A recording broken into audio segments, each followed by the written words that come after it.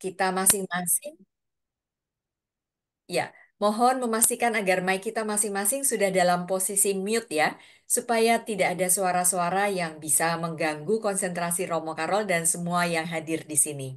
Baik Romo Karol, kami semua yang ada hadir di sini tercatat 117 malam ini Romo, sudah siap mendengarkan pengajaran Romo. Silakan. Baik, terima kasih atas kesempatan. Saya coba share dulu.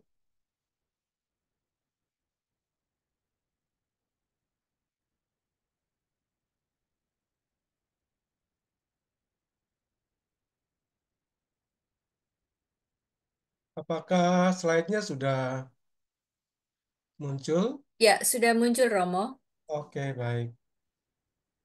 Eh, Saudara-saudari, pada sesi yang terakhir ini tentu bergeraknya maju dan endingnya adalah bagaimana kita mau membantu diri kita untuk bisa sembuh dari eh, luka batin yang menyebabkan kepahitan atau penderitaan. Sekedar mengingat apa yang sudah kita dapat di pertemuan pertama dan kedua, kita mengerucut pada pemahaman bahwa eh, penderitaan itu muncul karena dosa, karena kelemahan, tetapi juga karena rencana Allah untuk supaya kita lebih menjadi seperti Kristus yang sudah beres dengan diri kita sendiri, yang kemudian memampukan kita untuk bisa memikul salib orang lain atau menjadi silih. Dan yang terakhir, kita akan masuk pada tingkat level penderitaan, yaitu karena suatu pengalaman mistik atau pengalaman di mana Tuhan Allah mau mengosongkan diri kita dari apa saja yang bersifat duniawi, hiburan-hiburan yang sifatnya sementara, supaya apa kita hanya berjumpa dan bertemu dengan Dia, yang kemudian oleh Santa Teresa Avila itu menyebutnya dengan Solo Dios Basta, atau Santo Yohanes Salib menyebutnya dengan perjalanan todo yenada, dari meninggalkan segala sesuatu untuk mencapai yang segala sesuatu, atau kata lainnya adalah Tuhan sendiri. Nah, untuk masuk ke sesi ini kita perlu mendalami soal bagaimana sih keadaan diri kita dan bagaimana kita mau membantu menyembuhkan keadaan diri kita supaya kita mencapai suatu kedewasaan hidup, kematangan hidup yang barangkali ada penderitaan, tetapi kita tidak melihat penderitaan itu sebagai jalan buntu, tetapi menjadi sebuah kesempatan kita untuk mencapai hubungan relasi yang lebih dalam dengan Tuhan, sehingga kita menjadi serupa dengan Tuhan di dalam jalan penderitaan. Jadi beda orang yang sudah sembuh dengan orang yang tidak sembuh itu terletak di dalam bagaimana melihat penderitaan. Nah, sekarang kita mau memproses bagaimana sih em, cara-cara yang saya katakan ini bukan hanya pendekatan psikologis, tetapi juga sekaligus spiritual. Jadi kalau psikologi saja itu berarti kita hanya pada level menyembuhkan jiwa, ya jiwa kita. Tetapi karena ini berhubungan dengan suatu semangat supaya kita bisa menyembuhkan jiwa kita, diri kita, supaya perjalanan hidup rohani juga semakin matang, berjalan bersama dengan disembuhkannya jiwa kita atau psikologi kita. Dan lebih ideal dan lebih holistiknya itu adalah pendekatan psikospiritual. Iya, sebagai orang yang memiliki tubuh fisik, memiliki jiwa, dan memiliki roh. Jadi kita melakukan itu suatu pendekatan holistik karena kita mengingat bahwa diri kita itu tidak hanya ada unsur tubuh dan jiwa, tetapi ada tubuh, ada jiwa, ada roh.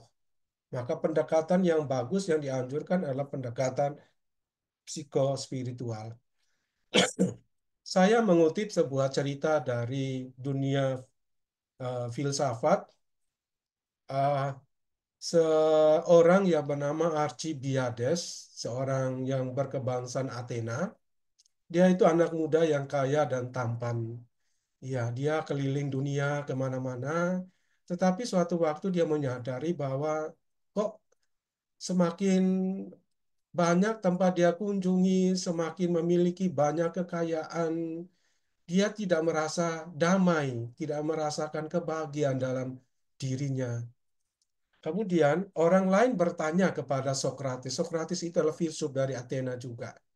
Orang lain bertanya kepada Sokrates, mengapa Alcibiades itu memiliki segala sesuatu, kekayaan, fisiknya yang tampan, eh, dia pergi kemana-mana, orangnya pintar, orangnya bijaksana, dan seterusnya. Mengapa dia tidak mengalami kedamaian dan kebahagiaan? Sokrates mengatakan dan menjawab bahwa karena Alcibiades itu selalu membawa dia kemana saja dia pergi. Ya, artinya apa ini? Dia dalam arti pikiran, luka batin yang selalu dia bawa kemana. Dia belum hidup sebagai pribadi yang sudah disembuhkan. Jadi meskipun dia memiliki segala sesuatu, kekayaan apa saja, tetapi dia menjadi tidak bahagia, tidak damai karena dia membawa luka batinnya. Luka batinnya itu pikiran yang selalu tersakiti itu selalu dia bawa kemana saja. Nah, ini mau mengatakan bahwa ya orang itu bisa memiliki segala sesuatu, ya orang itu bisa bisa tidak memiliki segala sesuatu. Tetapi yang menjadi tujuan dari tidak memiliki atau memiliki segala sesuatu yang kemudian menjadi suatu kesamaan bagi yang tidak memiliki atau orang miskin dan orang kaya itu adalah dua-duanya mencari kedamaian dan kebahagiaan. Iya, miskin tetapi kalau hatinya damai justru itu menjadi kekayaan yang tidak akan pernah hilang. Kita ingat kisah tentang ya cerita tentang bagaimana orang kaya menjual segala miliknya, harta kekayaannya untuk membeli ya ladang ya mutiara yang terindah. Nah, apa itu mutiara terindah dalam hidup? Mutiara terindah itu orang sering mengatakan kesehatan, iya, tapi itu menyentuh fisik, iya. Tetapi yang menyentuh unsur ada fisik, ada jiwa, ada spiritual, roh itu hanya adalah hanya kedamaian. Ya, orang yang sehat belum tentu milik kedamaian. Tetapi kedamaian itu bisa dialami oleh orang yang sehat secara fisik, sehat secara jiwa, psikologis, dan sehat secara spiritual. Karena kedamaian itu merupakan buah, ya, buah yang didapat, hasil yang didapat dari bagaimana orang lepas dari luka batin, bebas dari penderitaan, dan semakin menyerupa seperti Yesus. Dia semakin dekat dengan Yesus. Baik, untuk lebih jelasnya saya mau membawa teman-teman semua untuk masuk ke dalam proses, ya. Proses bagaimana mendapatkan kedamaian. Ingat, bukan kesehatan saja, tapi kedamaian. Kalau saya mengatakan kedamaian itu berarti itu menyangkut tiga unsur tadi. Ada fisik, ada jiwa, dan ada roh. Ya, oke.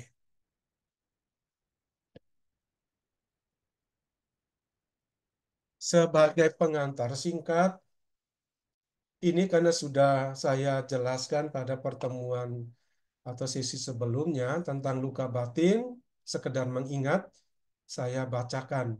Luka batin merupakan pengalaman menyakitkan yang terpendam dalam jiwa. Meskipun tidak kasat mata, namun berdampak mendalam pada kehidupan seseorang. Dia itu bersumber dari trauma, penolakan, atau kehilangan, atau rasa bersalah yang mengakar. Luka itu menciptakan penderitaan berkelanjutan bila tidak ditangani dengan pendekatan yang tepat dan menyeluruh. Jadi harus ditangani. Kemudian yang kedua, pentingnya penyembuhan spiritual. Penyembuhan spiritual merangkul pemulihan relasi dengan diri sendiri, sesama, dan dimensi transenden. Apa itu transenden? Itu berkaitan dengan hubungan relasi manusia dengan Tuhan. Pendekatan holistik ini, mengapa disebut holistik? Karena menggabungkan penyembuhan fisik, psikologis, dan roh. Pendekatan holistik ini mengakui bahwa luka terdalam manusia memiliki dimensi spiritual yang membutuhkan metode penyembuhan yang melampaui batas-batas terapi psikologis konvensional. Kalau kita mau sembuh secara psikologis, bisa pergi ke konselor atau psikiater. Tetapi konselor dan psikiater yang tidak memiliki latar belakang spiritual, kehidupan rohani, tidak akan membantu pasiennya, orang yang memiliki luka batin itu sembuh secara spiritual. Dia hanya menyentuh fisik dan psikologisnya. Ya. Nah, psikologis dan spiritual itu bisa dikawinkan oleh orang konselor atau psikiater yang memiliki pengetahuan mendalam dan keterampilan di dua bidang ini, secara psikologi dan juga secara spiritual. Dia memiliki kemampuan di bidang spiritual, rohani, memiliki keterampilan membimbing orang secara rohani, dan seterusnya. Jadi malam ini saya mau membantu sedikit ya, karena ini dalam bentuk webinar, jadi tidak lama-lama. Saya mau menawarkan satu pendekatan yang saya ramu sendiri berkaitan dengan psikologi dan spiritual. Kalau psikologi itu saya mengambil pendekatan Gestalt, Fritz Perls yang saya ambil bentuk terapinya itu empty chair ya, empty chair. Orang memiliki luka batin itu adalah orang yang menyimpan emosi, perasaan, pikiran-pikiran yang negatif yang membuat dia itu sakit. Sakit bukan karena masalah itu, tapi karena dia berpikir berlarut-larut dan menyimpan seluruh emosinya di dalam hatinya. Sehingga hatinya itu dia sendiri yang melukai dirinya sendiri. Nah, untuk sembuh, biasanya orang menggunakan pendekatan self-healing. Empty chair, kursi-kursi kosong itulah suatu metode penyembuhan, terapi penyembuhan yang berhubungan dengan saya berhubungan dengan diri saya sendiri. Saya tidak perlu mendatangkan orang yang menyakiti saya atau mendatangkan siapa yang menjadi tokoh masa lalu saya yang turut menyebabkan saya terluka. Ya, itu sulit. Tapi MCCR itu menawarkan suatu metode, saya berhadapan dengan diri saya sendiri dan saya yang menyembuhkan diri saya. Seperti itu. Ini dikawinkan di, di dikawinkan dengan metode eh, spiritual yang saya ambil dari ide-ide spiritual pengajaran puri batin dari Santa Teresia Avila. Oke, karena itu pada bagian yang ketiga di pengantar ini saya menyebut karya Teresia Avila. Nah, karya Teresia Avila itu bukunya adalah Puri Batin. Dalam Puri Batin itu kita akan melihat 7 ruang perjalanan hidup spiritual. Pengetahuan spiritual seseorang itu sangat mendalam jika orang tahu benar tentang pengajaran Teresia Avila ini. Ya, perjalanan hidup seseorang itu mencapai istilahnya persatuan dengan Tuhan atau eh, suatu kebahagiaan dan kedamaian karena bersama dengan Tuhan itu harus melalui 7 ruangan. Setiap ruangan itu ada luka batin yang harus disembuhkan. Ada kelemahan dan dosa yang harus disembuhkan. Pertama, kedua, ketiga, sampai dan yang ketujuh. Di sini dituntut oleh Teresia Avila, orang harus mengenal dirinya. Orang harus mengenal dirinya, dan yang kedua, orang harus belajar rendah hati. Dua ini, mengenal diri dan rendah hati. Itu menjadi pintu masuk untuk melakukan proses penyembuhan psikospiritual. Ya, baik. Sekarang kita coba lihat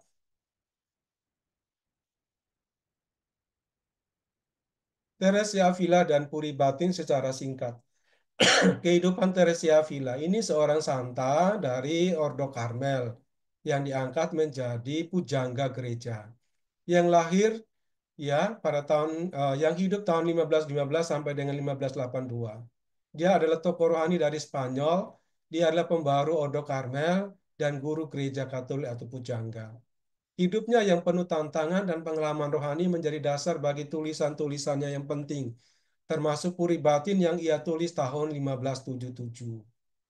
Nah, ini kalau misalnya eh, kita pada kesempatan-kesempatan yang terpisah dari tiga sesi ini, mungkin kita punya waktu luang untuk membaca tulisan Teresa Villa berkaitan dengan Puri Batin itu akan sangat membantu kita untuk melakukan proses penyembuhan psikospiritual. Ya, silakan mencari buku Puri Batin ya. Lewat Google juga ada semua. Kemudian konsep utama Puri Batin. Ya, Teresia menggambarkan jiwa manusia seperti kastil kristal yang dengan 7 ruangan. Setiap ruangan menunjukkan tahap perjalanan rohani menuju pusat. Pusat itu adalah tempat Tuhan berada. Pada sesi yang pertama, sesi kedua selalu saya mengutip tentang Teresa Avila bahwa di pusat jiwa itu ada Tuhan. Tuhan tidak dicari di luar sana, Tuhan ada di dalam batin. Karena itu untuk masuk lebih dalam untuk mengenal Tuhan, orang harus melalui pengenalan diri yang lebih mendalam. Orang harus menemukan diri, kelemahan diri dalam kerahiman Tuhan. Itu Santa Teresa kecil mengatakan demikian. Jadi konsep penyembuhan diri secara spiritual itu adalah menurut Puri Batin dan kemudian dilanjutkan oleh Santa Teresa kecil, Santa Teresa Lisu itu adalah bagaimana orang menemukan dirinya, kelemahannya, kerapuhannya, ya, bahwa di dalam kelemahan dan kerapuhannya itu Tuhan menggendong. Iya. Jadi menemukan diri di dalam kerahiman Tuhan. Iya. Jadi saya mengutip lagi Teresia kecil bahwa spiritual perjalanan hidup rohani seseorang itu adalah seperti anak kecil yang yang tertidur di pelukan tangan bapaknya. Ya, tertidur tanpa takut. Itu mengatakan bahwa ya orang orang harus mengenal dirinya, ya, tahu tentang kelemahannya dan dengan rendah hati seperti anak kecil. Ya, bahwa ya ini saya. Saya harus mengenal diri saya dengan kelemahan-kelemahan saya dan saya mau supaya saya harus lebih dulu menerima diri saya supaya dalam perjalanan menuju kepada Tuhan itu saya membawa tidak hanya kelebihan-kelebihan saya. Itu menandakan orang yang sombong. Tapi saya membawa seluruh diri saya, sisi baik dan sisi buruk, supaya saya menjadi orang yang belajar rendah hati dan menyandarkan diri pada kerahiman Tuhan.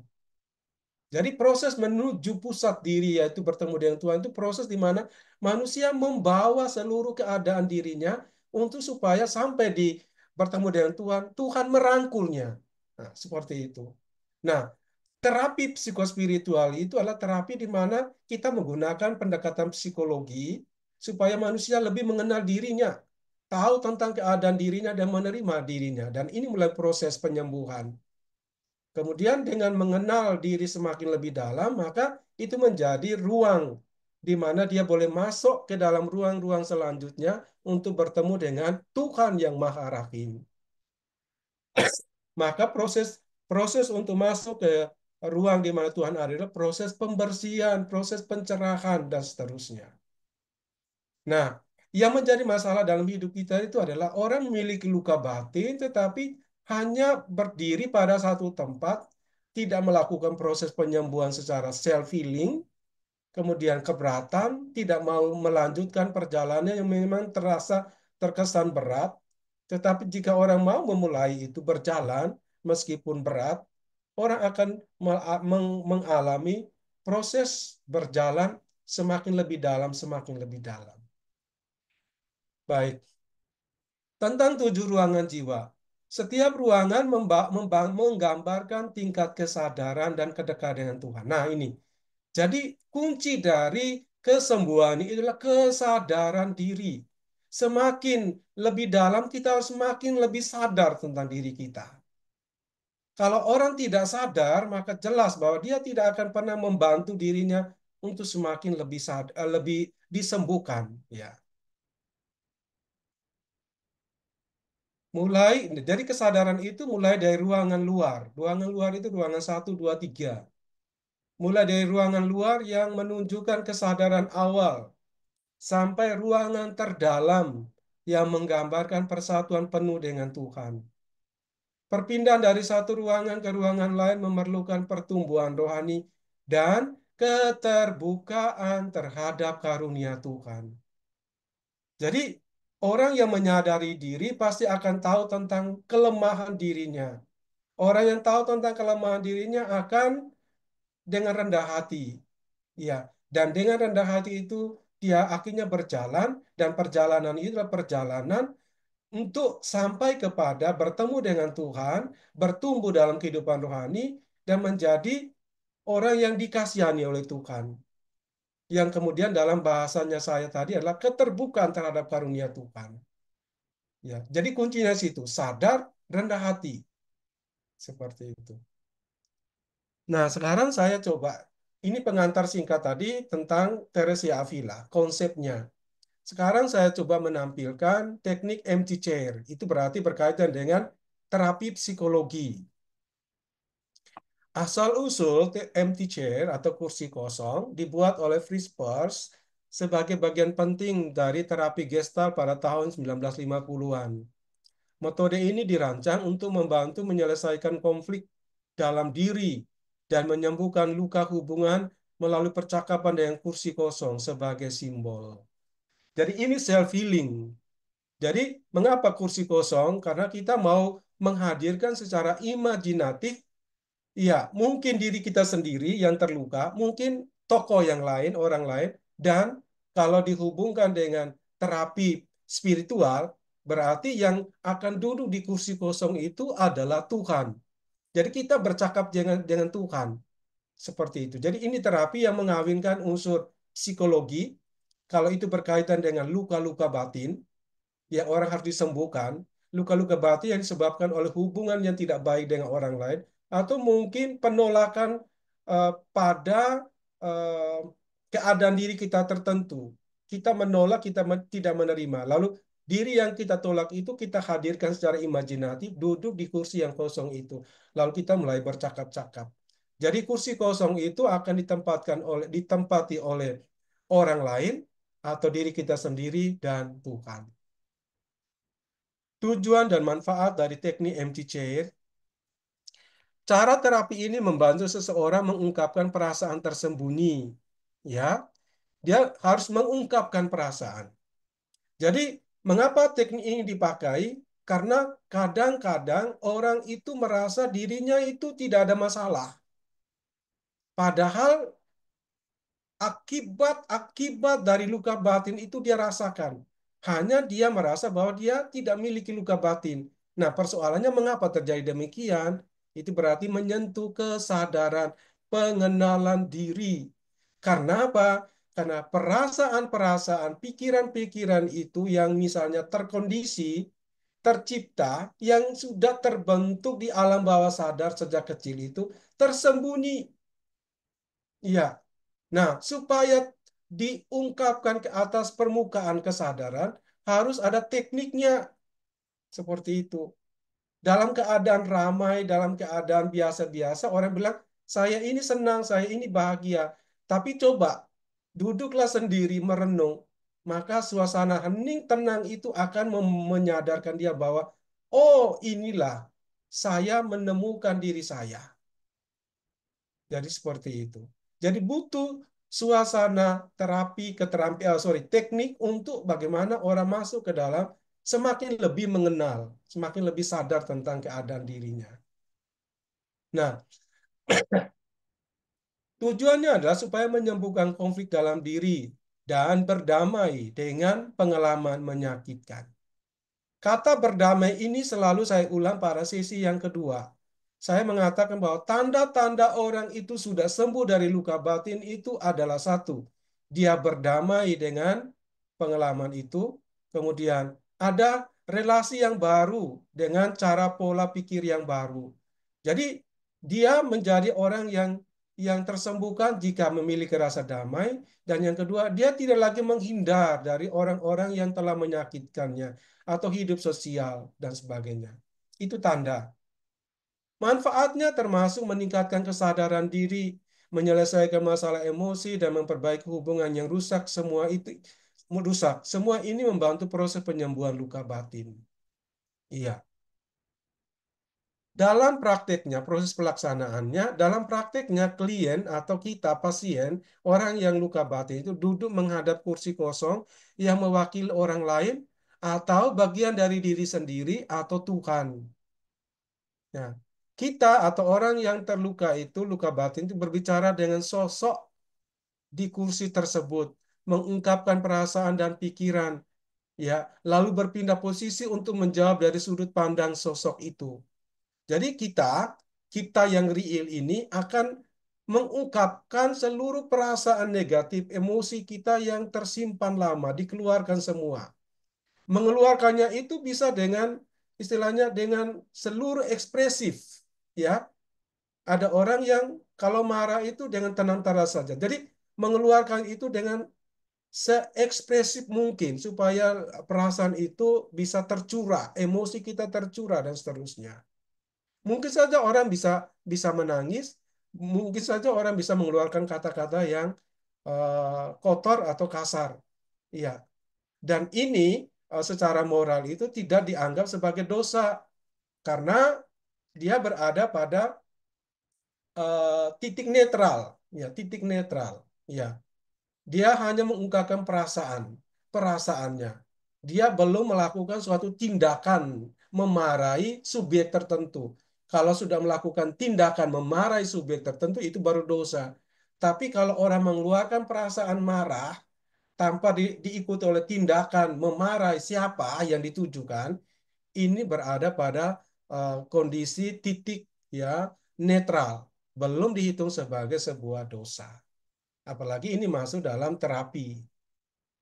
Oke, sekarang, ya, saya mau mengawinkan empty chair dengan jalan spiritualitas, ya, dari Teresia Avila. Ruang pertama puri batin. Ya, ruang pertama puri batin itu saya sebut dengan pengenalan diri. Ya, pengenalan diri. Nah, di sini dituntut kesederhanaan dan kerendahan hati. Nah, untuk apa? Ruang pertama dalam puri batin Teresia adalah awal perjalanan spiritual. Di sini jiwa mulai menyadari kehadiran Tuhan dan pentingnya melihat ke dalam diri. Teresia mengajarkan bahwa kesederhanaan dan kerendahan hati adalah dasar perjalanan spiritual yang kuat. Mengakui keterbatasan diri dengan jujur adalah langkah awal untuk berubah menjadi lebih baik. Ini konsepnya, konsep tentang sesuatu yang harus kita lakukan ketika kita masuk dalam proses pengenalan diri yang oleh Teresa Avila bahwa itu kita sedang masuk ke dalam ruang puri batin yang pertama.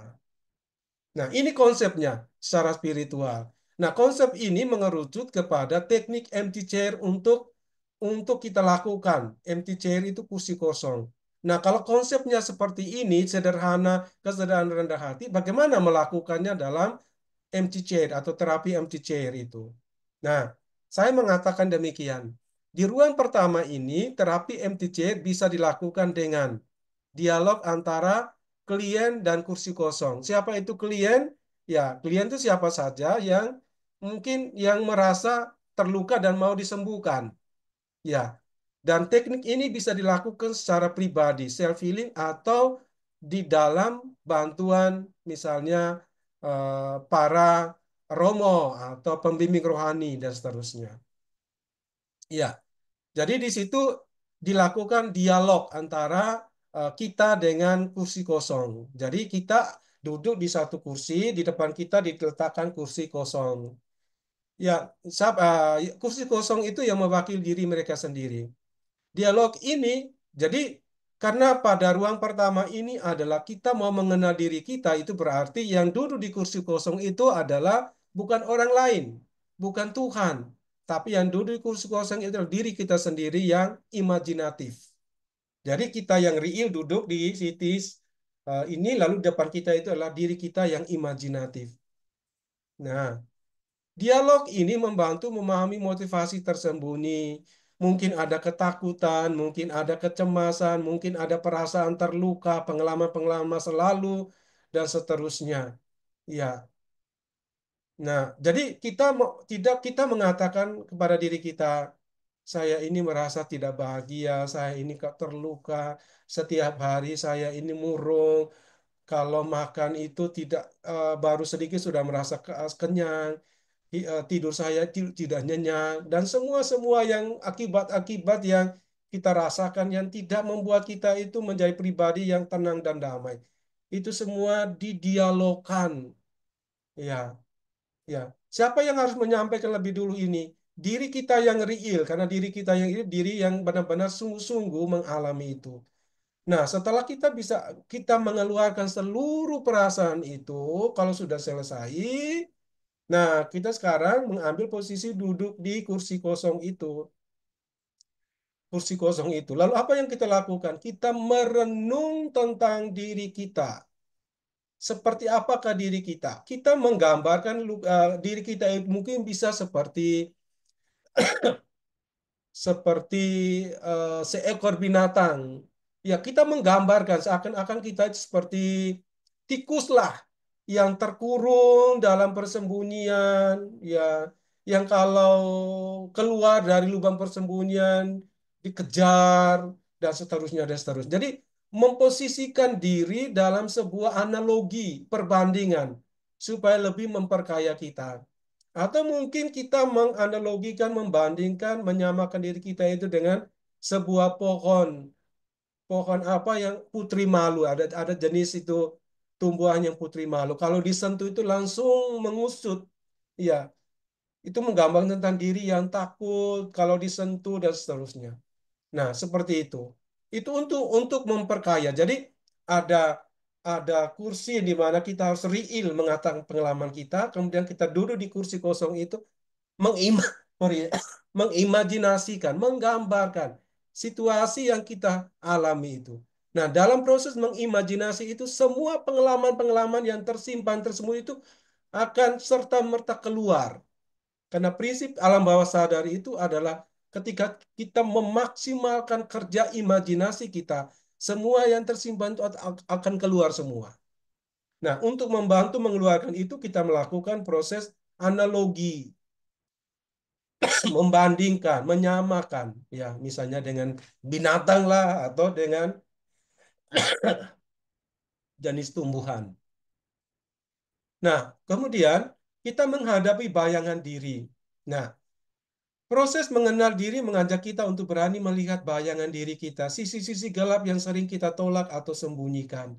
Dengan berani mengakui dan menerima sebuah bagian diri, termasuk kelemahan kita menyiapkan dasar yang baik untuk proses penyembuhan, sesuai dengan ajaran Teresia tentang perubahan yang dimulai dari ruang pertama. Dari baik secara psikologis ya maupun secara spiritual selalu mulai dari kesadaran diri. Oh, saya ini adalah orang yang luka. Lukanya apa? Kita bisa menyebutkan lukanya sekian melalui proses kesadaran diri, proses penerimaan dengan rendah hati. Demikian juga dalam proses perjalanan spiritual. Mengapa ini dikawinkan? Karena kemarin saya menyinggung soal antara psikologi dan fisik itu selalu bekerja, saling mempengaruhi, dan seterusnya. Ya. Oke, ini masih cukup panjang nih sampai ruang ketujuh, tapi saya akan lebih mempersingkat. Ruang kedua, perjuangan spiritual. Ruang pertama adalah kesadaran diri. Ruang kedua adalah perjuangan spiritual. Nah, pertama, tantangan spiritual. Di ruang di ruang kedua puri batin, Teresia Avila menggambarkan perjuangan jiwa melawan godaan dan kelemahan diri. Jadi perjuangan. Pertama itu kesadaran, yang kedua ini perjuangan. Ini diri saya seperti ini. Diri saya yang memiliki kelemahan ini. Nah, saya lihat, saya akrabi, ya, saya sadari ini adalah diri saya. Nah, kalau itu sudah kita kuasai, maka kita akan dibantu untuk masuk ke ruang kedua proses selanjutnya, itu bagaimana kita memperjuangkan, berjuang untuk melawan godaan dan kelemahan diri tadi.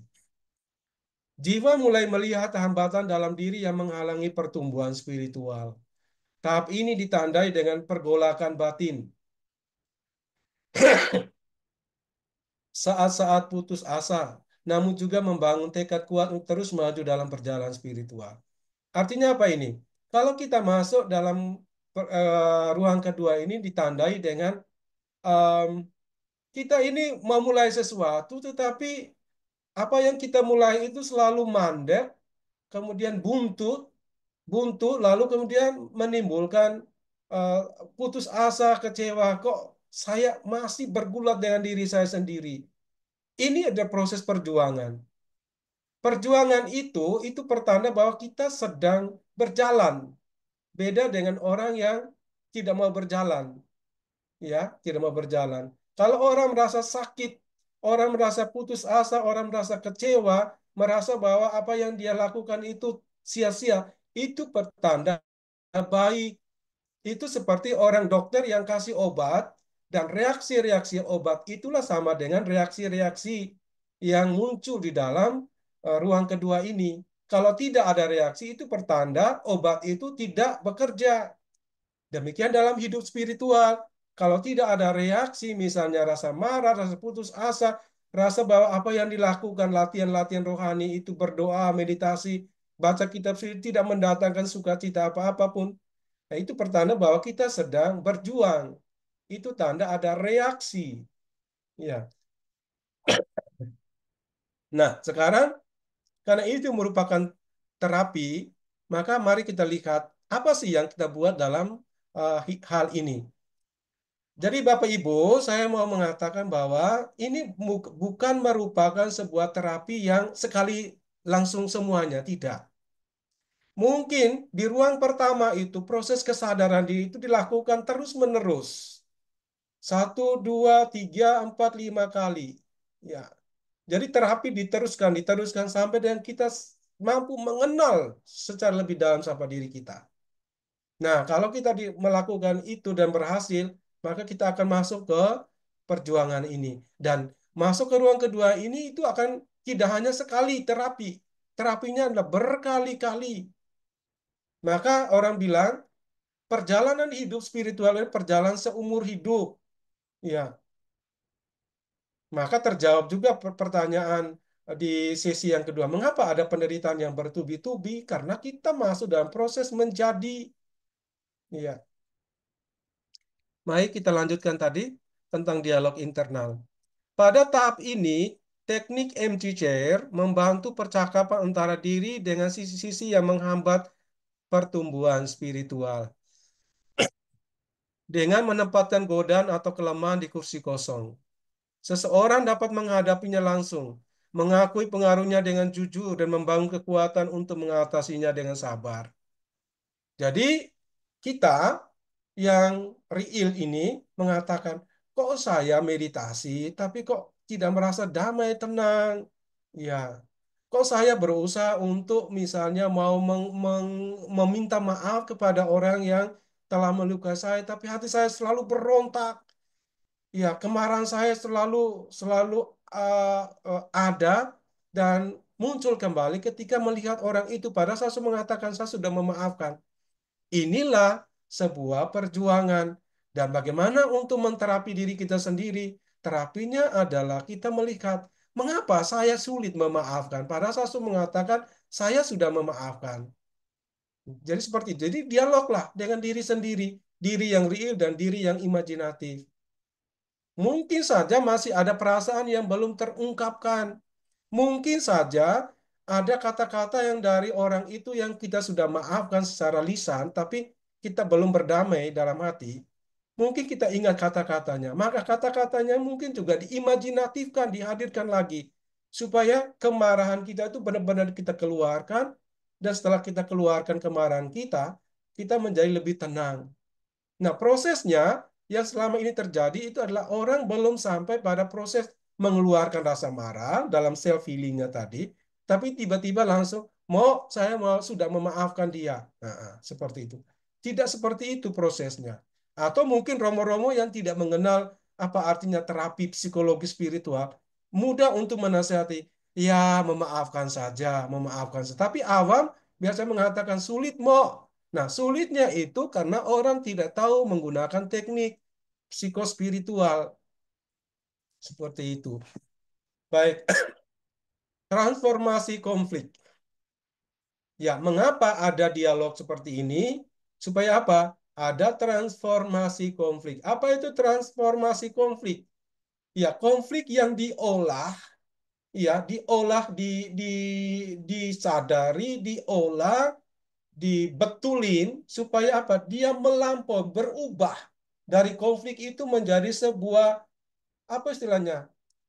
Sebuah hal yang menjadi makan minum kita. Jadi sesuatu yang pahit menjadi sebuah ya barang yang enak untuk disantap, diterima oleh tubuh. Iya. Jadi itu berarti orang sudah mengalami transformasi, perubahan. Dialog ini mengubah konflik dalam diri menjadi kesempatan untuk bertumbuh. Iya, dengan berani menghadapi hambatan batin melalui dialog terapi, seseorang dapat mengubah pola pikir dan perilaku negatif menjadi energi positif. Ini sejalan dengan ajaran Teresia tentang pentingnya tekun dan berani dalam menghadapi perjuangan spiritual. Kalau kita misalnya bermasalah dengan orang yang sulit memaafkan, itulah perjuangannya. Nah, ketika kita sudah berjuang dan tahu tentang apa sih menjadi hambatan saya kok sulit memaafkan. Kalau kita sudah tahu tekniknya untuk mengetahui, teknik untuk melepaskan semua pengalaman itu, ya, ya dengan suatu usaha yang tekun dan berani. Maka di sana akan mendatangkan apa yang disebut dengan transformasi konflik. Konflik yang diubah oleh sebuah terapi psikospiritual. Siapa yang ubah? Diri kita sendiri. Ya, jangan sampai muncul istilahnya keluar. Saya ini sudah memaafkan, tapi dia kok begitu cuek. Ketika lihat saya, dia buang muka. Nah, itu berarti kalau masih alasan seperti itu, berarti kita harus terus berjuang untuk mengalahkan diri sendiri. Ya, karena itu kita belum berhasil melakukan transformasi konflik. Oke, ruang ketiga, ruang pencerahan. Nah, ruang ketiga pencerahan. Ruang ketiga ini menemukan sumber luka. Ya, di ruang, kayaknya saya harus minum air dikit.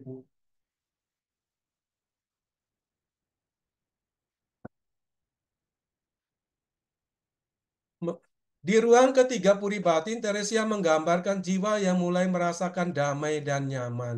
Nah, jadi di ruang ketiga ini mestinya orang sudah mulai merasakan damai dan nyaman. Kenapa? Dia sudah melewati proses kesadaran diri dan kerendahan hati di ruang pertama. Proses perjuangan mengalahkan diri di ruang kedua karena sudah ada transformasi konflik.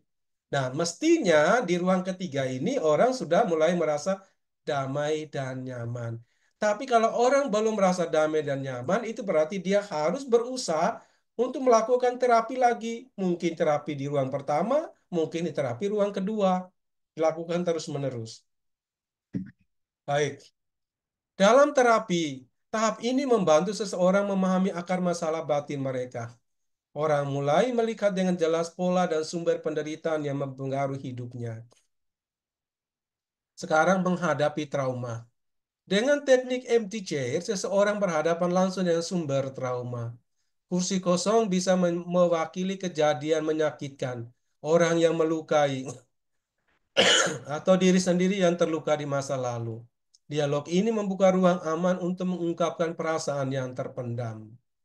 Ya, jadi ada dialog dengan sumber luka batin itu, menghadapi trauma-trauma. Ketiga, menyatukan pengalaman. Proses penyembuhan ini Proses penyembuhan di tahap ini membantu menyatukan pengalaman pengalaman buruk ke dalam cerita hidup yang utuh. Ya, menjadi suatu cerita. Ya, ada terapi yang sebenarnya terapi naratif. Ya, karena ini omong tentang MCC, jadi saya tidak akan menjelaskan apa artinya terapi naratif. Terapi naratif itu berkaitan dengan kita melukiskan, menceritakan seluruh riwayat hidup kita itu, sisi gelap, sisi terang seluruh hidup kita itu. Ya, menjadi sebuah riwayat hidup yang kita harus tahu kisahnya, akar masalahnya, trauma dari semua sisi-sisi dan kemudian menentukan simpul-simpul di mana dari simpul itu kita menemukan suatu pencerahan-pencerahan. Oh, pengalaman saya yang traumatis ini sebenarnya merupakan suatu rahmat bagi saya. Ya, karena dengan pengalaman ini saya menjadi sekian, sekian, sekian. Nah, ini menjadi ruang pencerahan. Orang tidak lagi melihat hanya melukiskan kisah sedih saja, tetapi orang melihat, oh, di dalam kisah sedih itu ada sesuatu, ya, yang mau saya dapatkan. Ada rencana Tuhan yang tersembunyi, yang yang harus saya lihat pada sisi ini, atau pada level ini, atau pada ruang ketiga ini. Kalau belum sampai ke situ, itu pertanda bahwa kita masih di ruang pertama dan ruang ketiga. Lalu menerima dan berubah. Tahap pencerahan menghasilkan penerimaan terhadap semua pengalaman hidup. Seseorang tidak lagi melihat luka batin hanya sebagai sumber penderitaan, tetapi sebagai pendorong perubahan spiritual. Penerimaan ini membuat jalan menuju penyembuhan dan pertumbuhan batin yang berkelanjutan. Oke, berarti kesimpulannya, ruang pertama, ruang kedua, ruang ketiga itu kita berhadapan, ya masih berada di luar puri batin, masih di pintu, belum masuk, ya, karena kita masih mau membereskan diri kita yang masih memiliki luka batin berhubungan dengan pengalaman-pengalaman masa lalu, berhubungan dengan tokoh-tokoh tertentu yang melukai kita. Jadi belum masuk. Ya, sekarang ruang keempat, ruang yang disebut dengan doa ketenangan. Ruang yang di mana orang sudah semakin tenang. Ada masalah, ada luka batin yang dia ingat, tetapi luka batin itu tidak membuat dia marah dan tidak dipengaruhi oleh situasi-situasi luar. Ya, kadang-kadang orang itu mengatakan dia sudah disembuhkan, tetapi ketika ada ingatan tentang luka batin itu, dia menjadi orang yang lost control, tidak bisa lagi kontrol diri. Emosinya meluap-luap tanpa dia kuasai. Nah, itu berarti bahwa dia masih berada pada ruang satu, ruang dua, atau ruang tiga. Nah, ruang keempat itu selalu muncul dengan suatu keadaan diri yang tenang, ya. Nah, untuk mencapai ruang diri, masuk di dalam proses terapi ruang keempat oleh Teresia Avila ini, apa sih yang dilakukan? Nah, saya kemudian menemukan selalu dikatakan dalam Puribata itu ada meditasi dan keheningan. Itu berarti kita sudah masuk di dalam puri, bukan lagi di luar pintu. Ya, di luar. Tapi ini sudah masuk ke dalam puri. Nah, di ruang di ruang keempat puri batin, Teresia berbicara tentang doa ketenangan. Di sini, jiwa menemukan kedamaian mendalam melalui penyerahan diri. Pada tahap ini, kita tidak lagi berjuang keras, tetapi mulai menerima dan merasakan kehadiran Tuhan. Teresia menyebut fase ini sebagai awal hubungan dekat dengan Tuhan. Nah, tadi kan saya mengutip Teresia kecil. Jalan spiritualitas itu adalah jalan di mana seorang anak kecil tidur tanpa takut di pangkuan di tangan ya bapaknya. Artinya apa? Ya. Kalau orang membawa luka batinnya itu, memprosesnya, menerimanya, merangkulnya, menerimanya semuanya itu, lalu kemudian melakukan suatu usaha untuk mengatasi emosi, rasa marah, sesuatu yang tersimpan dalam bawah sadar, sehingga dia bisa keluar dari dirinya. Ya, maka di sana dia akan masuk ke dalam apa yang disebut dengan meditasi dan keheningan. Ya, jadi meditasi dan keheningan itu ditanda dengan ketenangan, jiwa yang sudah tenang, jiwa yang bisa berdoa. Ada beberapa umat yang mengatakan, Romo, saya ini kalau meditasi sulit sekali konsentrasi. Itu bertanda bahwa doanya masih pada level 1, 2, dan 3. Dia masih bergulat dengan dirinya sendiri, bergulat dengan masa lalu, sulit untuk konsentrasi, sulit untuk hening, sulit untuk tenang. Nah, bagaimana melakukan teknik terapi? Ya. Nah, MTC dalam meditasi. Pada ruang keempat, teknik MTC bisa digabungkan dengan meditasi. Kursi kosong menjadi simbol kehadiran Tuhan. Jadi kursi kosong yang di level satu, ruang pertama, dua, tiga itu selalu diri kita sendiri atau orang lain. Tetapi pada ruang keempat ini kursi kosong itu adalah simbol kehadiran Tuhan atau sumber kekuatan spiritual. Tuhanlah yang duduk di kursi kosong itu. Berarti kita sedang bercakap-cakap dengan Tuhan di dalam keheningan dalam meditasi. Itu terapi di ruang keempat. Artinya apa, Bapak, Ibu, Saudara-saudari? Ya, terapi itu bisa dibuat terus-menerus pada level 1, 2, dan 3. Kalau kita belum bisa masuk ke ruang keempat, jangan coba-coba ke sini. Masih terus melakukan terapi 1, terapi 2, terapi 3. Tidak hanya sekali, tapi berkali-kali. Kalau kita sudah merangkul diri kita, maka mari kita masuk ke ruang yang keempat.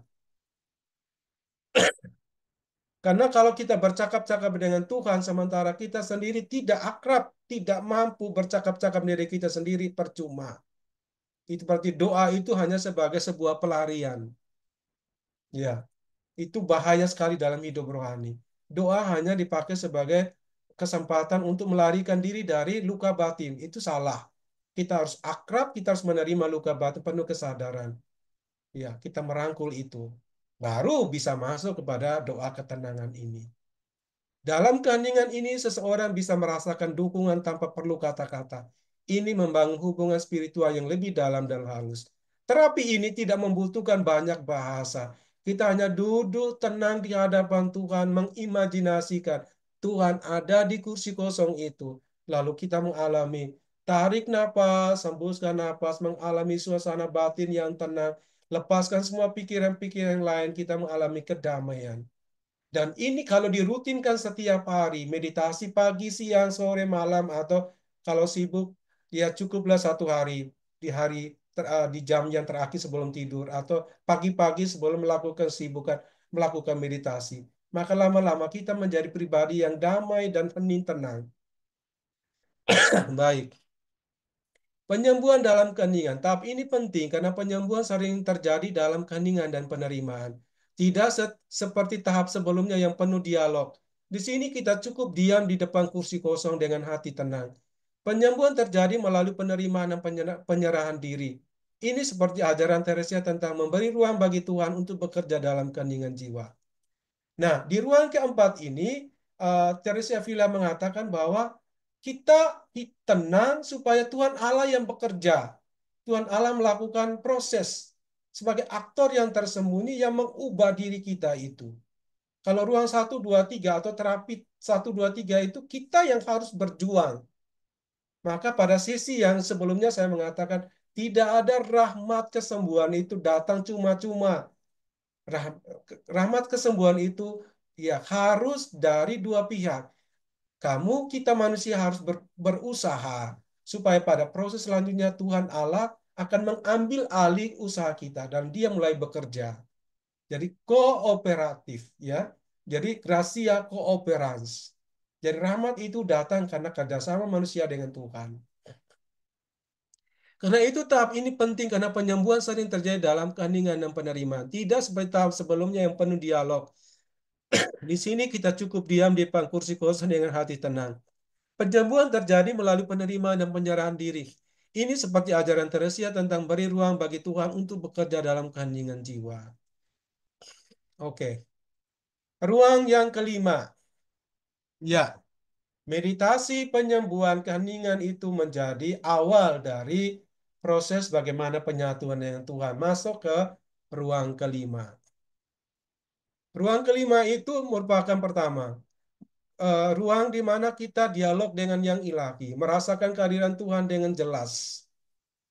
Ya, dalam tulisan Santa Edith Stein tentang eh, perjalanan jiwa menuju yang ilahi itu, yang dia namakan yang fenomenologis, bahwa Tuhan Allah itu bisa dialami.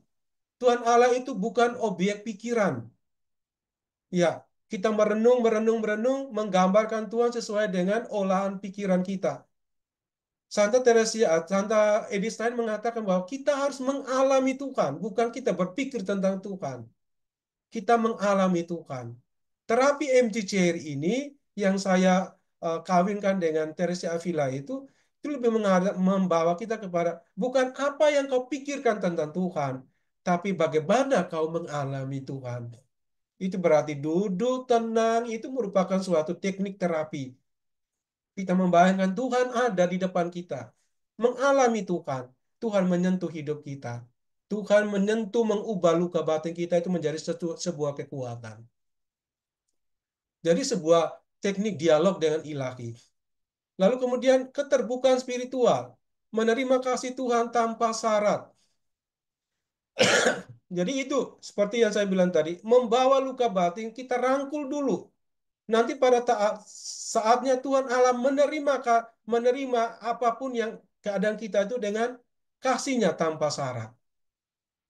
Bagaimana kita mau mau disembuhkan oleh Tuhan sementara kita sendiri tidak mau mengasihi diri kita. Iya. Kemudian yang ketiga, empty chair itu sebagai simbol, melihat kursi kosong sebagai tempat Tuhan hadir. Ya. Keempat, penerimaan total, menyerahkan diri sepenuhnya pada Tuhan. Di ruang kelima puri batin, Teresia Avila menggambarkan saat jiwa bersatu lebih dalam dengan Tuhan. Ini adalah pengalaman cinta Tuhan yang mengubah hidup dan menyentuh hati terdalam. Pada tahap ini, seseorang membuka diri sepenuhnya untuk menerima kasih Tuhan yang berlimpah. Teknik MTC di ruang kelima menjadi cara untuk berbicara dengan Tuhan. Kursi kosong menjadi simbol kehadiran Tuhan, tempat seseorang bisa mengungkapkan ketakutan, harapan, dan kerinduan spiritualnya.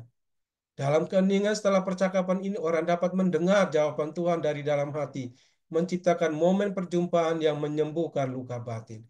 Ada ada sesi kita berbicara dengan Tuhan, mengatakan semua keluhan perkara hidup kita kepada Tuhan. Lalu pada gilirannya kita mendengarkan apa yang dikatakan Tuhan kepada kita. Ya, pasti di sana kita akan menemukan ya kata-kata peneguhan. Dan biasanya kata-kata peneguhan itu merupakan kuasa roh yang menyembuhkan. Karena sesuatu yang kita tangkap, yang kita kemudian menganalisanya sebagai ini bukan kata-kata biasa, tapi kata-kata dari Tuhan. Iya, seperti yang saya katakan tadi, Edith Stein. Iya, kita harus mengalami kehadiran Tuhan. Itu berarti kita tahu Tuhan itu menyentuh kita, Tuhan mengatakan apa kepada kita. Nah, kita harus mendengarkan apa yang dikatakan Tuhan dalam imajinasi. Ya, pasti ada pengalaman itu. Kalau belum menangkap apa yang dikatakan Tuhan, lakukanlah lagi, terus-menerus melakukan teknik ini. Supaya pada suatu waktu kita akan tahu bahwa apa yang dikatakan oleh Tuhan kepada kita. Dan kata-kata itu kita jadikan sebagai kata-kata untuk menterapi diri kita. Saya ambil contoh. Ya, saya ambil contoh, kita meditasi hening, kita bercakap-cakap Tuhan. Tuhan, hari ini saya kok merasa diri saya ini tidak berarti apa-apa. Saya kecewa. Saya merasa sulit untuk menghadapi situasi itu. Saya kok mengalami sakit penyakit yang saya nggak tahu ini penyebabnya apa. Ya, setelah kita mengeluarkan seluruh pengalaman hidup itu kepada Tuhan, sekarang giliran Tuhan mengatakan, pasti ada imajinatif rohani spiritual yang muncul. Ada kata-kata, misalnya, jangan takut, aku ini, tenang, aku ini, jangan takut. Dan kata-kata yang lain bisa. Tapi kita lebih lebih fokus kepada kata-kata yang bisa menggerakkan. Iya, kata-kata yang istilahnya menjadi api yang memunculkan semangat baru. Kata-kata itu kita ambil, kita ulangi terus-menerus, itu menjadi sebuah uh, verbal, ya, kata-kata yang menyembuhkan kita, ya, kata-kata yang menyembuhkan kita. Eh, Santo Agustinus itu selalu pernah mengkaji bahwa orang bisa sembuh itu bukan karena yang lain-lain, tapi karena kata-kata ya kata-kata baik yang dia pakai. Dan kata-kata baik itu menjadi sebuah berkat penyembuhan bagi orang yang sedang sakit. Ya, eh, kita selalu selalu menggunakan kata Benedictus. Dalam lagu Sanctus itu ada kata Benedictus. Kita terjemahkan dengan terberkati atau diberkatilah. Jadi ada berkat. Dan kalau kita analisa terminologi, akar kata dari Benedictus itu diambil dari dua frase bahasa Latin. Bene itu artinya baik, dictus, dictio itu kata. Maka bene kata, baik dan kata. Jadi kata yang baik itu, Benedictus itu menjadi sebuah berkat. Nah, ini saya hubungkan dengan ruang kelima penyatuan dengan Tuhan. Kita mendengarkan apa yang dikatakan Tuhan dan menjadikan kata-kata itu sebagai sebuah eh, obat untuk menyembuhkan kita. Kata-kata itu akan bergema dan mempengaruhi kita. Dan dia akan menyembuhkan kita. Seperti tadi saya contohkan, tenanglah aku ini, jangan takut. Setiap kali kita merasa cemas, kita ulangi kata-kata ini. Tenanglah aku ini, jangan takut. Tenanglah aku ini, jangan takut. Itu menjadi kata-kata yang kita pegang, yang kita pakai seumur hidup kita. Iya, mungkin juga kita bawa dalam doa kita, selalu mengulang. Tenanglah aku ini, jangan takut.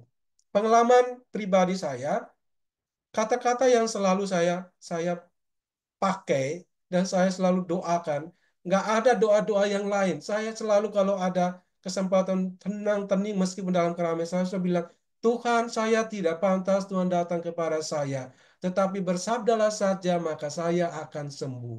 Ini kata-kata yang luar biasa yang selalu kita pakai pada saat kita menjalankan komuni. Tuhan, saya tidak pantas Tuhan datang kepada saya, tetapi bersabdalah maka saya akan sembuh. Diulang terus. Maka itu menjadi obat untuk menyembuhkan saya ketika misalnya saya putus asa, kecewa. Kok saya ini kok begini-begini? Lalu muncullah kata, ya Tuhan saya tidak pantas Tuhan datang kepada saya, tetapi bersabdalah saja maka saya akan sembuh. Nah, ini suatu suatu praktek hidup doa yang kita satukan dengan terapi, self healing. Siapa sih yang menyembuhkan diri kita? Kita sendiri. Asal kita tahu teknik spiritualnya seperti apa. Ini ruang kelima. Ruang keenam, ruang ekstase spiritual. Ekstase itu sama dengan orang yang sudah pada level yang istilahnya dia tuh hidup pada dua dunia. Jadi dia seperti berada di dunia, tetapi hati pikirannya itu tidak lagi istilahnya apa ya? Kalau tidak lagi mempersoalkan makan, minum, soal penampilan, soal yang lain-lain. Bagi dia itu semuanya hampa. Beda dengan orang yang pesimis ya. Jadi ini lahir dari orang yang optimis. Orang yang selalu memiliki pandangan yang positif tentang hidup. Tetapi dia tidak terjebak dalam cara berpikir duniawi. Dia sudah berada pada level istilahnya melayang-layang antara dunia dan dan dan surga ya. Jadi seperti ekstase spiritual. Ini istilah yang seringkali bukan seringkali dialami sebagai pengalaman hidup dari para santo santa. Seperti Santa Teresa Avila itu pernah mengalami ekstase spiritual. Jadi dia berdoa, tiba-tiba dia tidak sadar bahwa dia itu sedang melayang. Dia tidak duduk di kursi, tapi dia berada di atas gitu, sedang melayang-layang. Jadi ini tidak saya katakan supaya Bapak Ibu melakukan proses ekstase dan memaksa diri demikian. Ini terjadi secara spiritual. Jadi bukan kehendak kita, tapi kehendak Tuhan sendiri. Jadi jangan jangan bermimpi bahwa nanti saya akan mengalami ekstase spiritual. Tidak. Ini perkara Tuhan karena kita masuk pada ruang keempat, ruang kelima, keenam, ketujuh itu semua Tuhan yang punya kerja, bukan kita lagi. Dan jangan memaksakan diri. Berikutnya, transformasi diri. Di ruang keenam puri batin, Teresia Avila menggambarkan pengalaman ekstasi spiritual yang dalam. Jiwa merasakan sukacita ilahi yang meluap dan perubahan identitas total. Teresia menyebutnya sebagai pertunangan spiritual dengan Tuhan, ikatan cinta yang kuat yang mengubah seluruh jiwa. Jadi itu digambarkan dengan seperti orang yang bertunangan kalau satu hari tidak berjumpa itu seperti 1.000 tahun. Ya, jadi suatu kerinduan yang terus-menerus berjumpa dengan Tuhan. Jadi hati yang sudah terpaut, terfokus pada Tuhan. Itu berarti ya kalau digambarkan secara populer itu, secara awam itu, ya kalau bekerja ya kita bekerja dengan Tuhan. Hati senang, hati penuh sukacita, hati penuh damai. Karena saya bekerja bukan hanya untuk menyenangkan diri saya, menyenangkan orang lain, tapi menyenangkan Tuhan sebagai ya apa istilahnya pasangan hidup saya, pasangan spiritual saya, tunangan spiritual saya. Seperti itu. Ini transformasi diri. Jadi kita sudah diubah oleh Tuhan. Kita menjadi orang yang sudah disatukan oleh Tuhan. Nah, sekarang bagaimana sih visualisasi penyembuhan? Pada tahap ini, teknik MTCR menjadi alat visualisasi penyembuhan. Kita bisa membayangkan diri masa depan yang sudah sembuh, duduk di kursi kosong. Nah, dialog diri yang sembuh ini memberi wawasan dalam dan membangkitnya kekuatan perubahan dari dalam. Ya, ini. Jadi, kita berhadapan dengan diri kita dan dengan Tuhan. Diri kita yang bagaimana? Diri kita yang sudah mengalami pertunangan spiritual, sudah sangat dekat dengan Tuhan. Berikutnya, rekonsiliasi spiritual. Ruang keenam juga menandai fase rekonsiliasi spiritual. Teknik MTCR memungkinkan dialog penyembuhan dengan aspek hidup yang pernah melukai kita. Dari tempat cinta dan penerimaan baru, kita bisa menghadapi trauma atau hubungan sulit dengan tenang dan bijak. Ya, jadi semua itu menjadi sebuah kesempatan kita melakukan rekonsiliasi. Apa tuh rekonsiliasi spiritual? Rekonsiliasi spiritual artinya bahwa oh ternyata luka batin itu menjadi sebuah eh, eh, eh, pengalaman di mana saya eh, dibawa kepada sebuah pengalaman em, didamaikan oleh Tuhan. Karena Tuhan itu menjadi pribadi yang sangat lebih dekat dari kita, dekat dengan diri kita. Di saat kita mengalami suatu pengalaman terluka. Dan Tuhan Allah mengambil andil aktor tersembunyi di dalam proses rekonsiliasi. Kita dengan diri kita dengan orang lain, dan kita dengan Tuhan sendiri. Oke, integrasi holistik. Proses perubahan ini menghasilkan penyatuan pengalaman hidup yang utuh. Sejalan dengan visi Teresia tentang jiwa yang menuju kesempurnaan. Luka batin sembuh ketika kita bisa melihat seluruh perjalanan hidup dalam pandangan spiritual yang lebih luas dan makna. Ya, jadi saya ingat apa yang pernah saya katakan pada sesi retret luka batin beberapa bulan lalu itu, bahwa kehidupan manusia itu adalah kehidupan eh, orang baru menemukan makna hidup ketika orang istilahnya berjalan dan berdiri terbalik. Iya, jadi berjalan, berjalan saja, kemudian eh, orang harus membalikan badan, menatap ke belakang untuk melihat itu. Dan bagaimana melakukan proses integrasi masa lalu itu bukan sesuatu yang terpisah, dirangkul dan nyatu dengan masa sekarang. Lalu kemudian terjadilah integrasi, penyatuan. Dia bukan sesuatu yang terpisah dari diri kita. Ya, seperti itu. Ruang ketujuh, ruang kesatuan sempurna. Di ruang ketujuh pui batin, Teresia Avila melihat puncak perjalanan rohani sebagai pernikahan spiritual. Di ruang keenam itu pertunangan, ya, dan ruang ketujuh ini pernikahan spiritual. Ini hanya istilah, tapi intinya jelas bahwa kita yang terluka ini semakin hari semakin masuk dalam proses dari ruang ke ruangan sampai kepada ruang ketujuh itu kita merasa bahwa kita itu sebenarnya tidak lagi mempersoalkan apapun pengalaman yang terjadi. Karena hidup kita lagi tidak tergantung lagi secara fisik, tidak lagi secara psikis, tetapi sudah masuk pada ruang spiritual, pertunangan. Kita seakan-akan berada dalam dunia antara berada pada ruang di antara dunia dan surga, seperti itu, melayang-layang. Jadi kita belum masuk ke surga sebenarnya, tapi kita tidak tidak terlalu mempersoalkan hal-hal yang duniawi. Kita tidak menyentuh perkara duniawi. Nah, jadi dari pertunangan harus kemudian beralih kepada kesatuan sempurna atau pernikahan.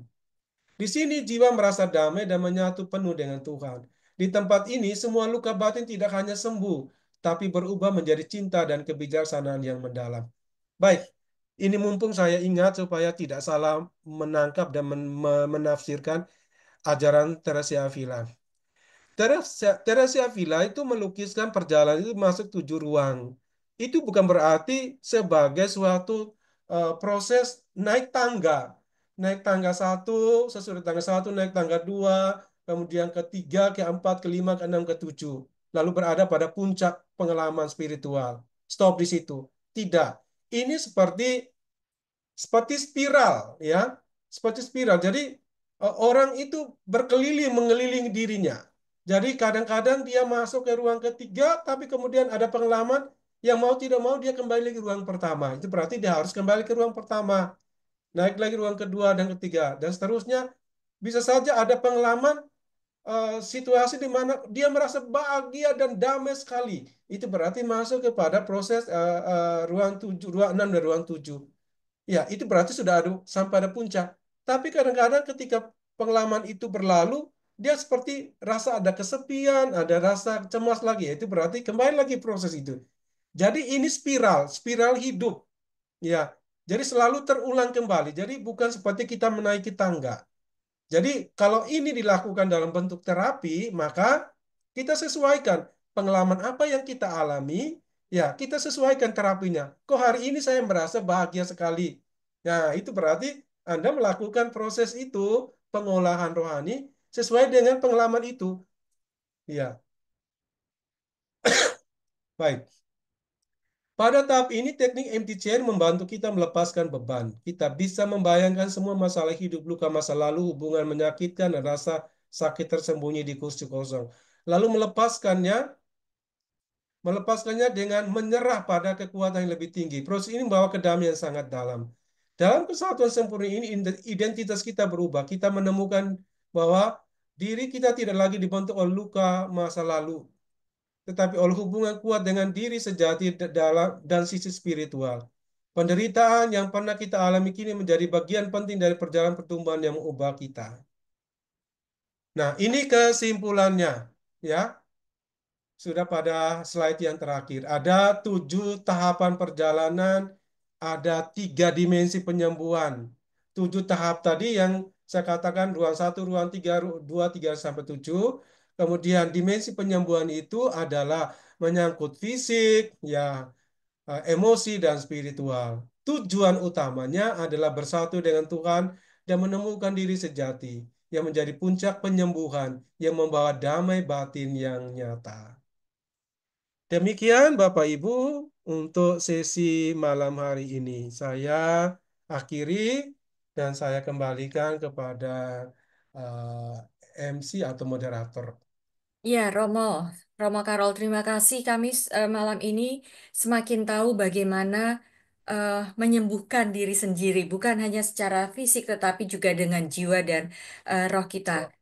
Betul, ada 7 tahap perjalanan dengan 3 dimensi penyembuhan dan tujuannya adalah bersatu dengan Tuhan.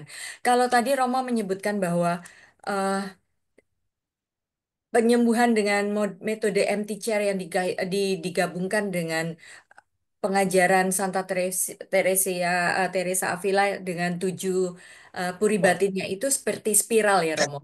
iya, Tapi tadi dalam ketika mendengarkan penjelasan Romo itu dalam benak saya kok saya malah merasa seperti kalau kita bermain ular tangga Romo.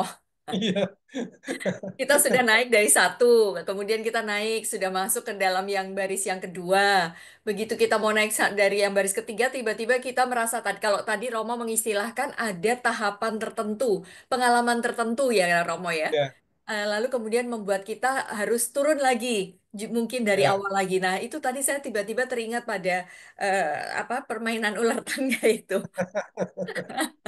Dan Romo ini ya sudah ada beberapa pertanyaan yang masuk. Kita sudah sebenarnya sudah lewat dari batas waktu 13 menit dari pukul 9. Apakah Romo masih punya waktu?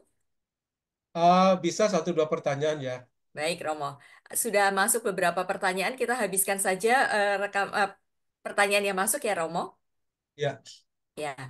Baik, pertanyaan yang pertama dari em, Ibu Wiwi tadi, eh, dia mengatakan, Romo, ketika kita sudah sampai ruang 4, seringkali kita bisa kembali lagi ke ruang 1 atau ke ruang 2, mulai lagi dari awal menuju ruang keempat atau ruang 5. Betulkah proses yang seperti itu yang sering membuat kita harus kembali lagi ke awal? Tapi saya ya, rasa ini ya. sudah Seperti terjawab. itu. Jadi seperti ular tangga tadi, spiral tadi, selalu berputar. Karena selalu saya katakan mulai dari sesi yang pertama itu kita itu masuk dalam proses menjadi. Jadi tidak akan pernah selesai. Ya, Kehidupan rohani dan pengolahan diri tidak akan pernah selesai. Para Romo itu istilahkan dengan ongoing formation. Jadi ada suatu ongoing. formasi yang terus menerus berlanjut sampai dengan ya meninggal. Ya, karena secara psikologis juga demikian. Ada istilahnya terapi psikologi yang berhubungan dengan usia anak-anak, anak remaja, orang dewasa, orang yang sudah masuk usia tua dan seterusnya. Ada dinamika perkembangan psikologi dan terapi itu akan disesuaikan dengan perkembangan psikologi. Apalagi berhubungan dengan pengalaman spiritual, itu lebih kaya lagi dan lebih sulit lagi orang harus berjuang ya untuk melakukan proses terapi terus-menerus. Tapi Ya. ingat, karena ini tidak hanya sisi manusia. Biasanya orang merasa keberatan atau terlalu berat karena menganggap seluruh perjuangan itu hanya pada dirinya sendiri, tidak terbuka pada rahmat Tuhan. Jadi orang selalu mengatakan, saya selalu mengatakan, berusaha saja. Nanti Tuhan akan melanjutkan apa yang kau sudah mulai. Tugas kita tuh hanyalah melatih, melatih, berusaha, berusaha, berusaha. Biarlah Tuhan nanti melanjutkan dengan cara Tuhan sendiri. Baik, itu jawabannya. Baik, terima kasih Romo. Pertanyaan berikutnya ada dua, saya bacakan sekaligus ya, Romo dari Bu Ya. Catherine. Jika ada tekanan berat, kemudian melampiaskannya dengan marah-marah, bahkan teriak-teriak atau omong-omong sendiri, meski jadi lega, apakah ini bukan mengarah ke sakit jiwa, Romo?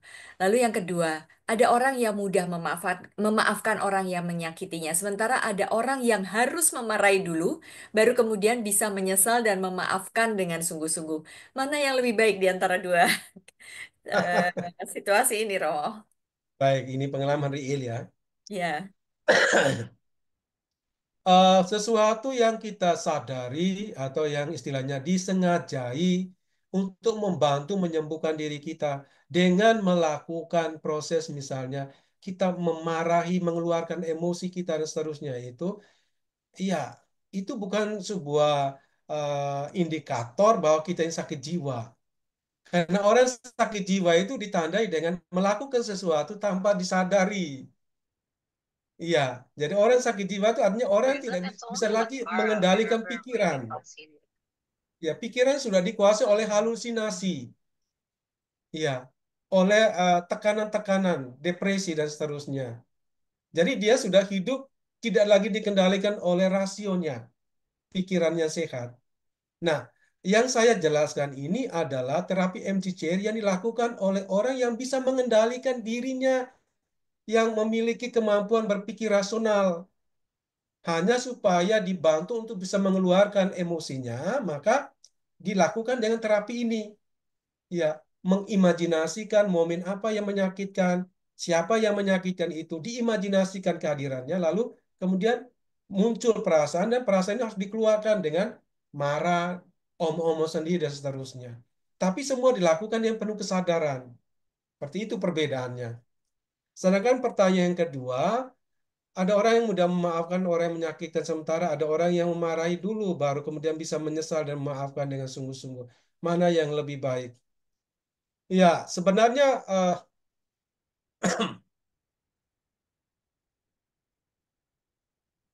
apa ya? Saya melihat ini sebuah kontradiktif ya. Jadi intinya adalah begini: kalau memarahi orang itu merupakan sebuah kelemahan, maka orang harus menerima kelemahan itu. Bahwa saya ini mudah marah, maka saya harus menyembuhkan diri saya. Ya, membayangkan kemarahan itu yang yang saya lakukan kepada orang lain, menghadirkan secara imajinasi orang yang saya marahi, kemudian masuk dalam proses mengempati. Oh, saya kok begitu memarahi dia? Apa sih? Apa yang nanti dia alami? Itu kita keluarkan. Kita posisi duduk di kursi riil kita menyampaikan, kok saya begitu memarahi orang itu pada orang itu tidak salah. Kesalahannya mungkin ada, tapi tidak besar. Kenapa saya begitu marah, menggebu-gebu? Oke, dikeluarkan semua. Berpikir secara rasional. Pada gilirannya duduk di kursi di depan itu, kita memposisikan diri sebagai orang yang dimarahi. Orang yang marah itu mengatakan kamu itu loh. Ya, saya cuma melakukan ini, kamu yang begitu cepat untuk memarahi dan seterusnya. Lalu kemudian kembali lagi ke diri kita yang real. Oh iya ya, ya. Dari situ percakapan-percakapan itu akan melahirkan empati. Nah, memaafkan orang itu ya dan proses memaafkan itu menjadi sebuah proses yang terakhir ketika orang sudah mengolahnya, menterapi peristiwa itu. Kalau langsung memaafkan, maka pemaafan itu hanya sebuah kamuflase, hanya menutupi yang sebenarnya terjadi. Kenapa? Kita belum mengolah pengalaman itu, kita belum sampai kepada mengempati apa yang dirasakan oleh orang. Seperti itu. Ya, demikian sih Ya. jawaban saya. Ya, Baik, Romo. Terkait dengan empty chair, Romo, saya tuh teringat dalam setiap retret penyembuhan, Romo, mungkin Romo pernah. ya, Iya. Dalam retret penyembuhan ini kelihatannya empty chair ini di tanda kutip dimodifikasi dengan model simulasi ya, Romo.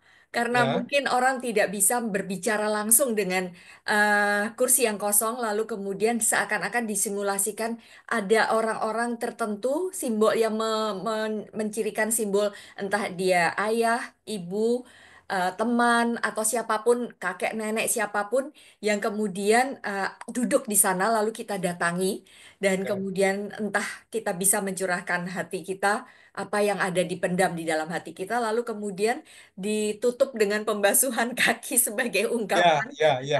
ungkapan memaafkan yang menyakiti diri kita dan kita juga ungkapan melepas kemarahan kita dan sakit hati kita. Apakah itu juga sama dengan empty chair ya Romo? Ya, itu modifikasi. Oke, Modifikasi orang. Sedangkan modifikasi misalnya untuk orang yang sulit untuk berdialog, ya.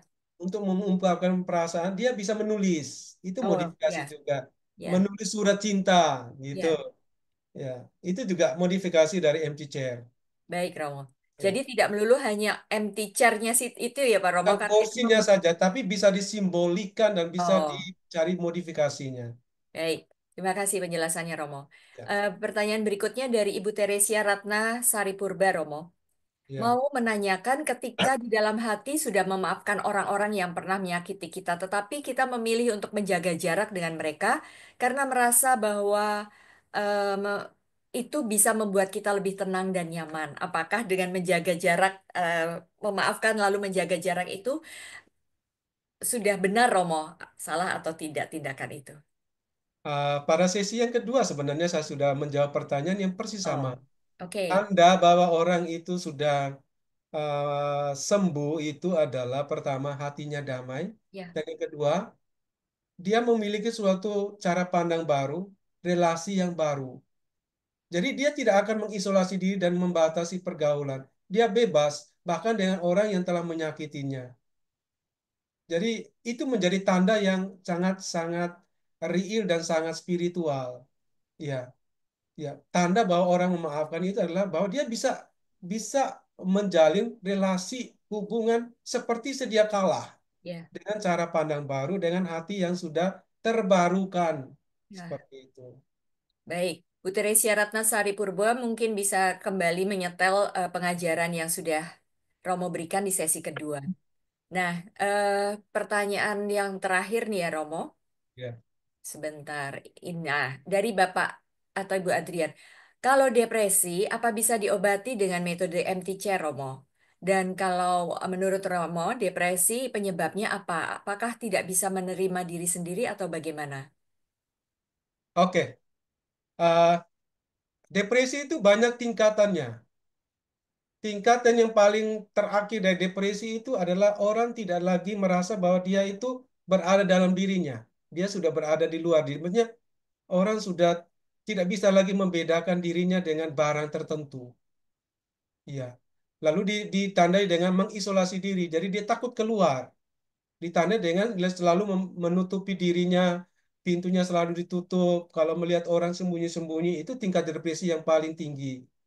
Nah, apa penyebabnya? Penyebabnya macam-macam. Kita harus mengolahnya. Akar masalahnya apa?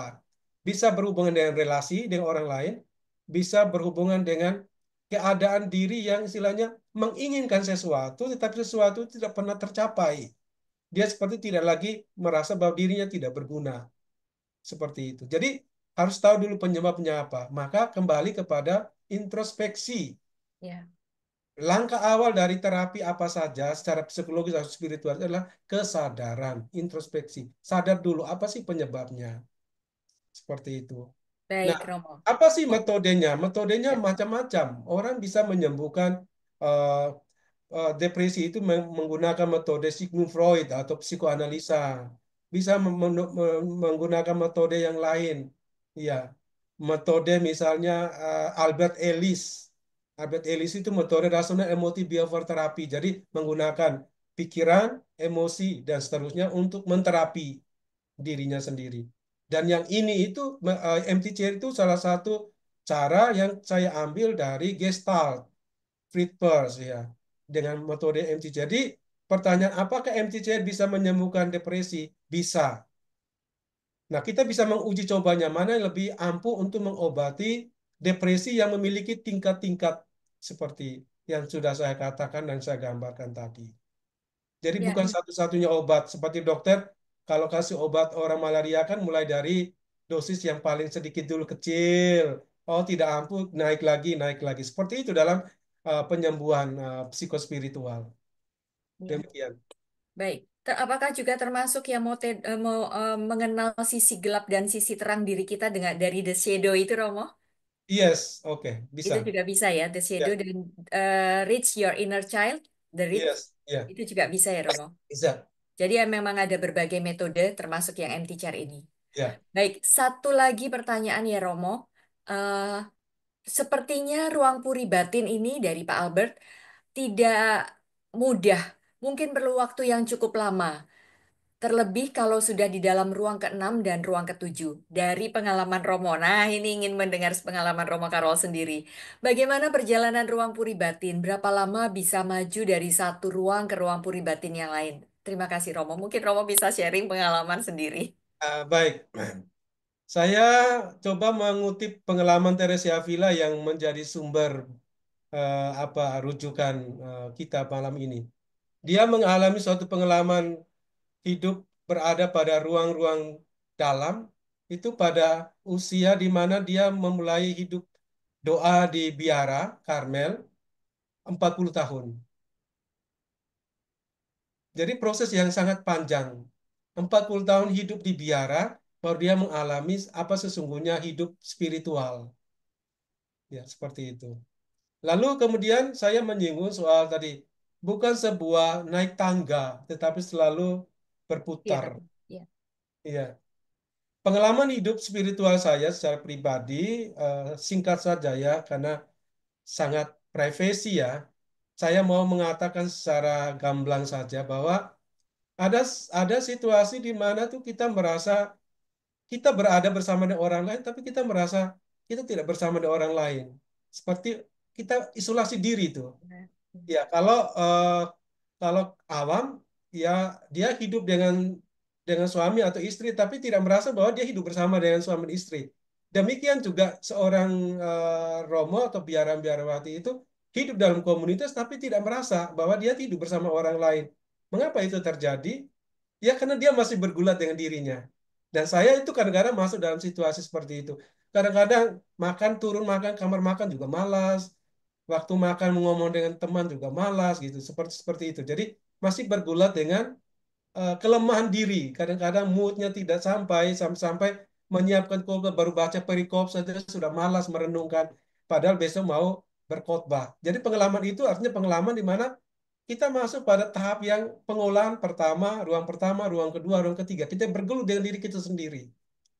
Tetapi orang bilang hidup di menjadi suami istri atau menjadi biar berarti itu bukan bukan berapa besar, berapa banyak engkau mengalami kesuksesan hidup. Ya, tetapi bagaimana engkau setia menjalani seluruh kehidupan hari demi hari. Kalau pengalaman hari itu tidak menyenangkan, alami apa yang engkau yang menjadi suasana yang tidak menyenangkan. Nikmati saja, jalani saja. Kita memproses itu. Lama-lama kalau kita dengan kesetiaan melewati setiap masalah itu, tapi dengan suatu semangat, dengan penuh kesadaran bahwa saya sedang berada pada situasi keadaan saya masuk ke dalam level satu, ruang 2, ruang 3. Saya harus benar-benar sadar, sadar ya. Karena kadang-kadang tidak sadar orang bisa menyimpulkan, satu misalnya, oh saya sudah tidak ada panggilan, saya mundur. Padahal itu menjadi sebuah tanda yang selalu hadir dalam Mm-mm. level kehidupan manapun. Bahkan orang sudah senior pasti akan kembali kepada ruang satu, ruang dua, ruang tiga. Demikian jalan hidup berkeluarga misalnya sudah umur pernikahannya 20-30 tahun tapi kok menjadi merasa sepi seperti tidak ada suami cari. Itu pengalaman di mana kita dibawa kepada proses yang pengolahan terus-menerus. Masuk lagi ke level satu, level 2, level 3. Bergulat dengan diri sendiri. Hanya yang dituntut itu adalah kesetiaan. Terus Kesetiaan, ya. menjalani, terus Ya. berjalan. Ya. Terima Itu kasih sih. Romo sudah Ya. bersedia berbagi pengalaman pribadi. I feel you Romo, I feel karena juga saya mengalami beberapa kali mengalami hal yang sama. Nah, Romo satu lagi dan ini terakhir ya Ibu Bapak terakhir. Romo, bedanya antara kekeringan rohani dengan dark night, malam gelap dan dark soul Romo, bedanya di mana ya Romo? Sebenarnya itu suatu lukisan yang dua-duanya termasuk sama ya. Di dalam malam gelap itu ada malam gelap jasmani, ada malam gelap rohani. Malam gelap jasmani itu artinya apa? Kita tidak lagi mengalami hiburan-hiburan yang menyenangkan jasmani kita. Iya. Kemudian malam gelap rohani itu, malam gelap jiwa itu biasanya menyangkut hiburan-hiburan yang menyenangkan jiwa, hiburan-hiburan rohani. Itu adalah kita alami. Nah, itu malam gelap itu apa sih? Malam gelap itu suatu tahap di mana kita dibawa kepada apa yang saya katakan masuk Tuhan Allah mengambil semua yang menyenangkan kita supaya apa kita hanya mengandalkan Tuhan saja. Solo Dios basta atau todo yang ada. Iya, jadi Wow, malam luar gelap itu biasa. orang tidak mengalami suatu hiburan rohani apapun, jasmani dan Ya, rohani. ya. Satu hal lagi Romo, seluruh apa namanya pengajaran tadi kan Romo bilang kita bisa terapi ini terapi untuk jiwa kita untuk kesembuhan kita ini ada baiknya dituntun oleh seorang Romo atau bisa kita lakukan sendiri Romo mana yang lebih efektif?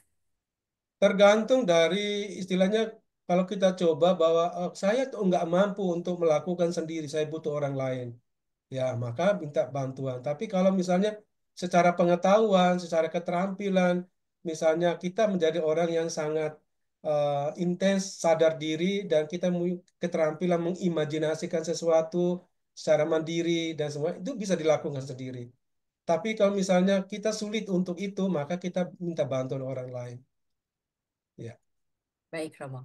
Terima kasih untuk pengajaran dan jawaban-jawaban Romo yang sungguh meneguhkan dan membuka wawasan kami bahwa pentingnya adalah pengenalan diri sendiri dan juga kerendahan hati untuk bisa menerima seperti apa diri kita, mengakui kondisi diri kita, dan kemudian bagaimana membuat diri kita menjadi jauh lebih baik dengan tujuannya satu, bersatu dengan Allah, mengalami kedamaian di dalam hati kita.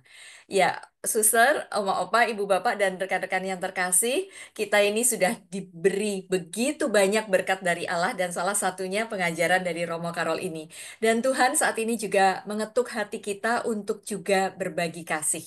Tanda kasih itu bisa dikirimkan melalui BCA di nomor rekening 504 028 5956 atas nama Regina Yoselin Lim. Dan kalau tidak sempat mencatat sekarang, mungkin dalam undangan-undangan yang biasa dikirimkan melalui WA grup bisa dibaca.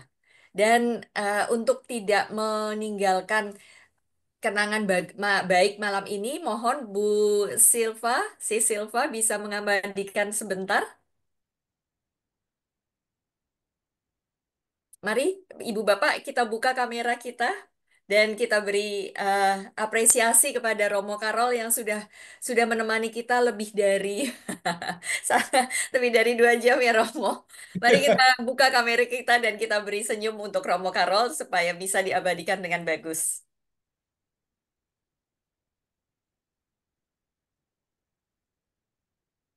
Sudah, Bu Silva?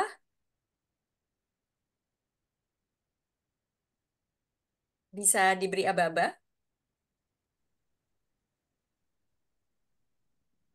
1, 2, 3. Ya.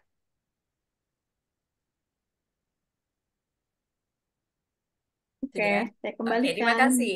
Ya, Bu Yes, Silva.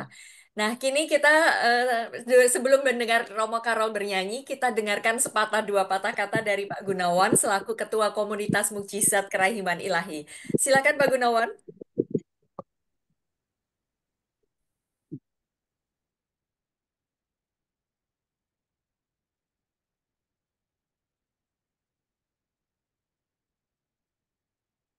Pak Gunawan, Terima adakah? kasih, Oh, terima oke. kasih Bu Bey yang telah membantu acara ini. Juga khususnya terima kasih kepada Romo Solah yang telah memberikan pengajaran. Itu sesi 1, sesi 2 sudah berat. Kemarin Romo bilang sesi 3 lebih ringan. Wah, nampaknya sama beratnya Romo.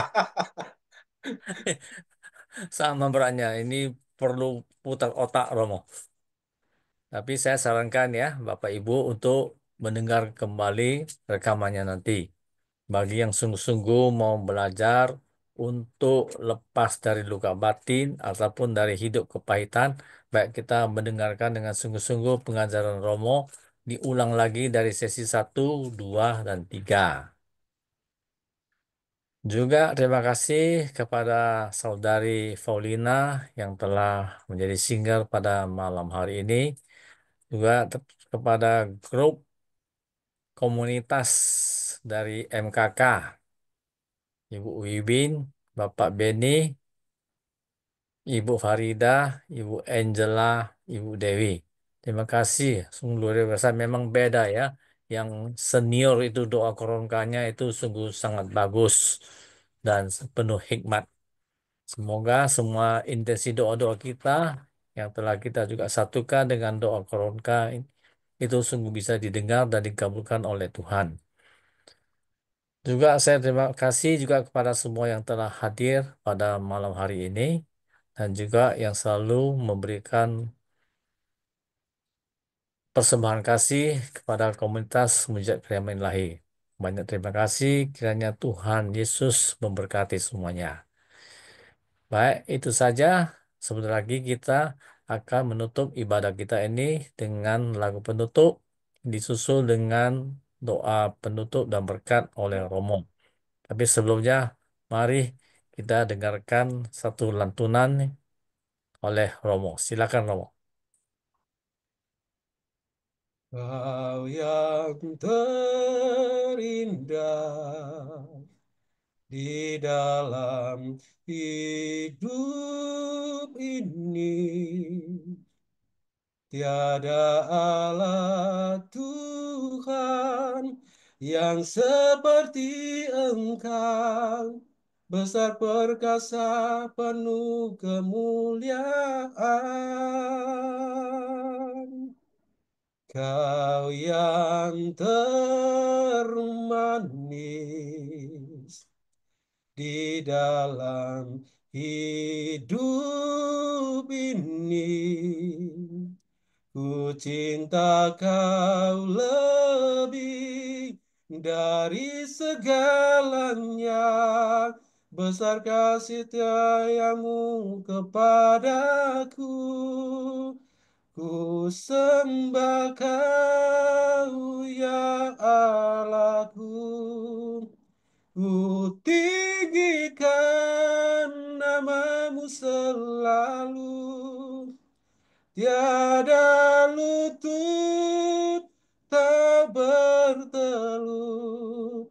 menyembah Yesus Tuhan Rajaku. Ku sembah Kau ya Allahku, ku tinggikan namamu selalu, semua lidah akan mengaku, Engkaulah Yesus Tuhan Rajaku. Luar Wah, biasa. mantap. Terima kasih Romo Karo. Mari kita Terima beli kasih. Bagus, reaksi. Romo. Bagus. Terima Makasih, kasih. Romo. Mari kita beli reaksi Nyanyinya. berupa hati atau Pengajaran dan tepuk suara tangan. ngerdunia. Silakan. Dan kemudian kita akan menutup pada acara pada malam hari ini dengan doa penutup dan berkat Allah. Romo Karol, mohon mampu memimpin kami untuk doa penutup. Mungkin lagu penutup Oh dulu. iya, lagu penutup dulu, Bu Oli. Ini lagu Baik. Porta Santa. Ya, silakan. Api hidup lambang harapanku, ku lambungkan nada bagimu. Rahim kehidupan abadi, dalam ziarah aku berserah. Tiap bahasa, kaum, dan bangsa, dalam sabda temukan cahaya. Anak-anak yang tercerai berai, dirangkul putramu terkasih. Api hidup lambang harapanku, ku lambungkan nada bagimu. Rahim kehidupan abadi, dalam ziarah aku berserah. Ya Tuhan, kami akan mengakhiri doa dan sesi permenungan pengajaran pada malam hari ini. Kami mengucap syukur dan berterima kasih kepadamu untuk semua kesempatan yang telah kami lewati. Kami mengucap syukur atas perjumpaan secara virtual ini. Kau mengirim orang-orang yang baik bagi kami untuk kami saling berbagi kekayaan rohani untuk memajukan perkembangan hidup kami. Kiranya doa-doa yang kami sampaikan panjatkan untuk mendoakan orang-orang yang sakit, orang-orang yang kami cintai. Kiranya juga pengajaran ini berguna bagi hidup kami selanjutnya, yang memampukan kami untuk melihat sisi terang, sisi gelap sebagai bagian dari hidup kami, dan memampukan kami untuk menemukan kasih rangkulan kasih-Mu pada kami yang lemah dan rapuh di tengah peziaran hidup kami. Kiranya kami menemukan kasih-Mu di dalam seluruh usaha dan perjuangan pengolahan hidup kami. Berkat-Mu kami mohon untuk istirahat kami malam hari ini. Kiranya kami boleh istirahat dengan tenaga, dengan tenang, sehingga dengan tenaga yang baru kami boleh menggunakannya pada hari nanti, besok pagi. Bangunkanlah kami dengan semangat yang baru dan kekuatan rohani yang baru. Tuhan bersamamu dan bersama roh. Semoga saudara sekalian diberkati oleh Allah yang Maha Kuasa, Bapa dan Putra dan Roh Kudus. Amin. Amin. Terima kasih Romo Karo.